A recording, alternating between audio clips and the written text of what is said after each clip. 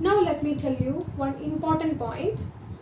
You can see this graph, right? Right now I'm considering only the middle black curve.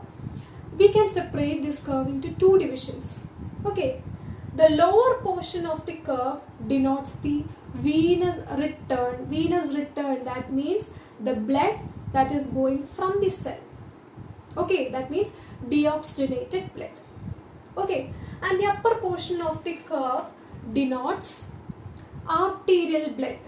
Arterial means oxygenated blood which is going from the lungs. Okay, so in venous return, in venous blood, that is the blood, deoxygenated blood coming out of the cell with more amount of carbon dioxide, with more partial pressure of carbon dioxide and less partial pressure of oxygen. That means the lower portion, that means the venous return, this portion, up to this portion denotes the venous return. Okay, the venous return will be having lower partial pressure and lower saturation. Okay, it will be having, the venous return will be having only the partial pressure of oxygen in the deoxygenated blood is only 40. Okay, and the saturation also comes in this level. That means the hemoglobin is no longer saturated if the blood is going out of the cell. That means the blood has given out all the oxygen to the cell. So what is left in the coming blood? What is left in the coming blood from the cell? So the saturation is decreased. Okay, so in venous part you can see both a decrease in partial pressure and also a decrease in saturation. Okay, now let us take the next instance, that is arterial blood. Okay, so the blood is now going to the lungs. Arterial blood. We know that in alveoli there is maximum partial pressure, that is 102 millimeters of mercury. Okay, and by diffusion of these gases, the blood that is going out of the alveoli is also having greater partial pressure of oxygen, that is 102 millimeters of mercury. Okay, so this arterial blood is having higher partial pressure and higher saturation level, higher saturation and higher partial pressure. Okay, so this curve denotes two conditions of blood. First one is the deoxygenated one, second one is the oxygenated one. That is, first one is the venous blood, venous return, and second one is the arterial return, arterial blood. Okay, so now you have seen the relation between the saturation and partial pressure, right? When partial pressure increases, saturation increases. When partial pressure decreases, saturation decreases. Okay, that is the relation. Okay, now you can see two red dotted lines along the middle major line, major curve. Why is that? You can see one line, this line itself is shifting to right to make the second line. Okay, this is the first line. The first line can be shift to right to make the second, and this line can shift to left to make the third line. Okay, or leave all that. I'll just tell you, this line denotes shifting to right side. Okay, if the normal curve is shifting to right side, in which of the condition you can see the shift to right instance? We can see in here, this condition, these three curves shows three conditions. Okay, so the central one denotes the normal condition,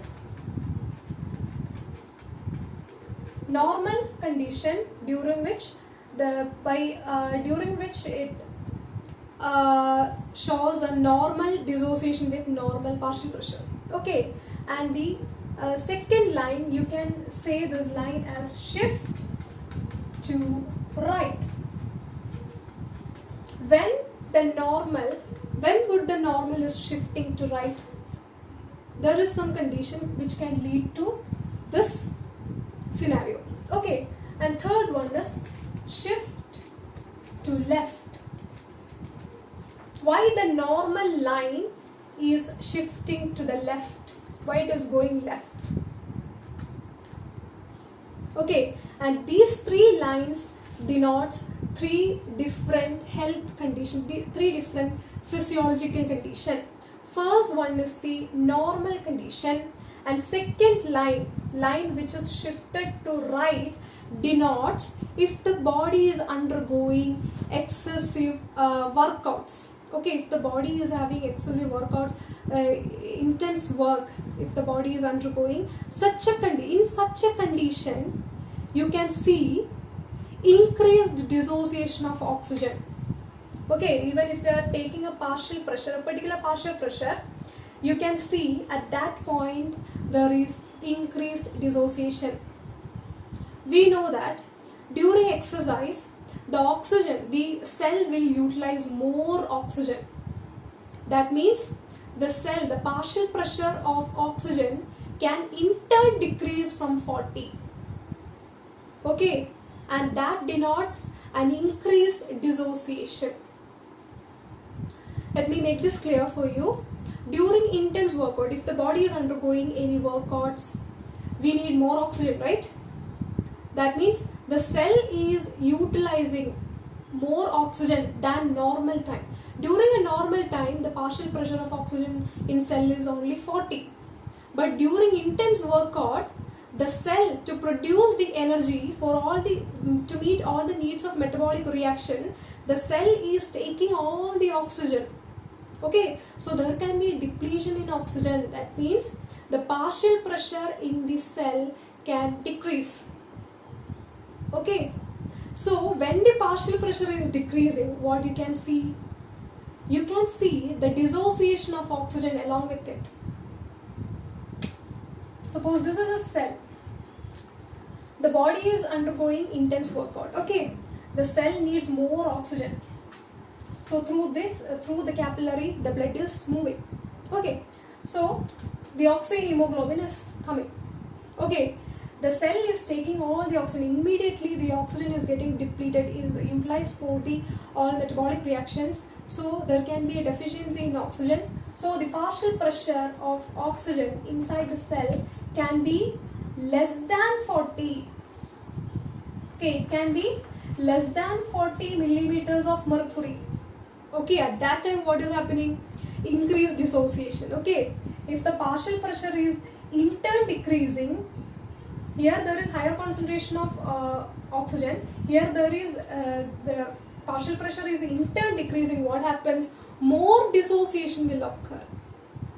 Okay, more oxygen will come in. That means more dissociation is occurring. Okay, and such a condition is denoted in this line. Okay, this line denotes decreased partial pressure with increased dissociation. Okay, decreased partial pressure with increased saturation or decreased dissociation. And for to make it clear, let me give you one point. We are taking a particular partial pressure. Okay, in normal, suppose we are taking 20 here or we are taking 30. Okay, suppose we are taking a partial pressure 30 and we are going to compare the saturation in all these three conditions. Okay, we are taking a value 30 and it comes here. In normal it comes here. That means the saturation is almost between 50. Okay, 40 and 60 it is 50. The saturation is almost 50. If we are taking the same partial pressure 30 in case of this, we are taking the same partial pressure in the curve which denotes to shift to right. The point comes here, right?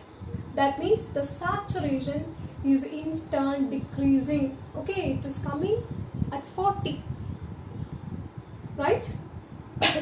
And if you are taking the same partial pressure 30 in this line denotes, this line is shifted to right, means